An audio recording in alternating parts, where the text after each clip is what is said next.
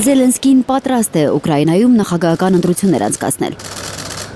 Ըստ էության արձագանքելով Թրամփի քննադատությանը, թե ինքը պատերազմն իբրև պատրվակ է օգտագործում նախագահական ընտրություններն անընդհատ հետաձգելու համար, Զելենսկին հայտարարել է, որ կարճած չէ աթոռից։ Սակայն անհրաժեշտ է ապահովել ընտրությունների անվտանգությունը եւ փոխել Ուկրաինայի օրենսդրությունը, որն արգելում է ընտրություններ անցկացնել ռազմական դրության ժամանակ։ Ես խնդրում եմ Միացյալ Նահանգներին, հնարավոր է մեր եվրոպացի գործընկերների հետ, ապահովել ընտրությունների անվտանգությունը։ Այդ դեպքում 60-90 օրվա ընթացքում Ուկրաինան պատրաստ կլինի դրանց։ Իտալիայում է եղել Զելենսկին հայտարարությունն անելու պահին։ Իհարկե, ընտրություններ անցկացնելու գաղափարին հավանություն տալուց առաջ պնդել է, թե դա ուկրաինացի ժողովրդի խնդիրն է, ոչ ոք միջամտելու իրավունք չունի։ Զելենսկիի իշխանությունն արդեն 1.5 տարի ոչ լեգիտիմ է համարում Պուտինը։ Եվրոպացի դաշնակիցների հետ հանդիպումներից հետո Զելենսկին խոսել է նաև խաղաղության ծրագրի մասին։ Կա 20 կետանոց շրջանակային փաստաթուղթ, որն անընդհատ փոփոխվում է։ Երկրորդ փաստաթուղթը վերաբերում է անվտանգության երաշխիքներին, երրորդը Ուկրաինայի հետ պատերազմական վերականգնմանը։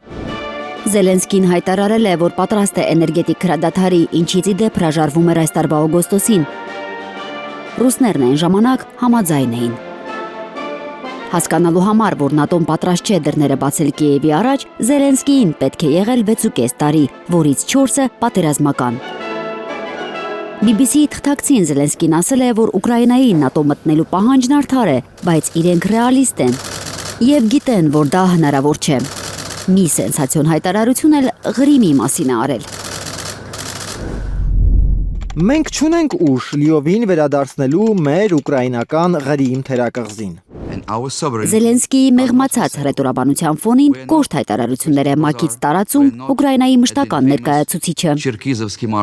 Մեր տարածքները եւ մեր ինքնիշխանությունը չեն վաճառվում։ Մենք շուկայում չենք, մենք չիրկիզյան շուկայում չենք։ Ռուսաստանն ուզում է, որ Ուկրաինան կապիտուլացվի, եւ իմ պատասխանն է Առայժմ ռուսները հաջողությամբ տարածքներ են ստանում։ Չնայած ուկրաինական կողմը պնդում է, թե 35 կիլոմետրով կարճացել է առաջնագիծը։ Մինչև հիմա Կիևը չէր խոստովանում, որ Պոկրովսկն ամբողջությամբ ռուսների վերահսկողության տակ է, սակայն երեքշաբթի Ուկրաինայի զինուժի գլխավոր հրամանատարը հայտարարել է. Ստիպված են եղել նահանջել Պոկրովսկից, բայց հետո վերադարձել են։ Ու հիմա, Սիրսկիի խոսքով, ուկրաինացիները վերահսկում են քաղաքի հյուսիսային մասը։ Պատերազմը Եվրոպայում է, Վատիկանում Զելենսկիի հետ հանդիպումից հետո հայտարարել է Հռոմի Պապը, պնդելով Եվրոպան պետք է մասնակցի Ուկրաինայի հարցով բանակցություններին։ Как подчеркивал президент, мы не собираемся воевать с Европой. Ինչպես ասել է նախագահը, մենք չենք պատրաստվում պատերազմել Եվրոպայի դեմ։ Մեր մտքում դա չի եղել։ Սակայն ցանկացած թշնամական քայլի մենք կպատասխանենք։ Պատրաստ ենք եւ Ուկրաինայի տարածքում եվրոպական երկրների զորքերի տեղակայմանը եւ նրան, որ Ռուսաստանի սառեցված ակտիվները կփորձեն օգտագործել հենց մեր դեմ։ Իսկ Կիևը, ըստ Զելենսկիի վերջին հայտարարության, եվրոպացի գործընկերների հետ քննարկումներից հետո արդեն այսօր Վաշինգտոնին կներկայացնի խաղաղության նոր ծրագիրը։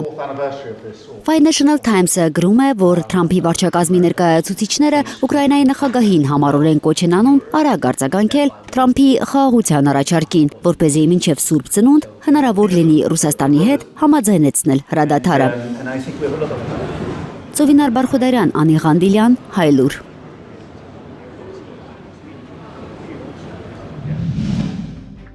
Հայաստանում եւ աշխարհում տեղի ունեցող իրադարձությունների մասին առաջինը իմանալու համար բաժանորդագրվեք մեր ալիքին, սեղմեք զանգակը, որ բաց չթողնեք ամենակարևորը, ամենահրատապն ու հետաքրքիրը։